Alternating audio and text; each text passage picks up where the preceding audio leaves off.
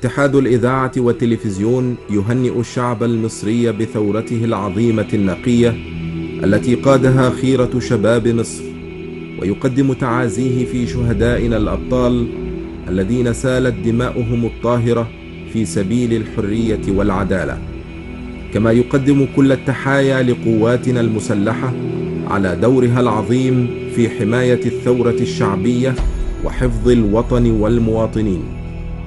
ويتعهد بأن تكون كل من الإذاعة المصرية والتلفزيون المصري أمينا في رسالته، مقدما إعلاما راقيا منافسا يليق باسم مصر وثورتها التي سيشهد لها التاريخ أنها الأعظم في تاريخ الثورات.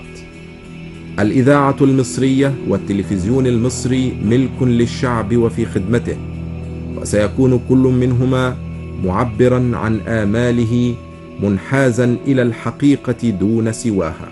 عاشت مصر، عاشت مصر.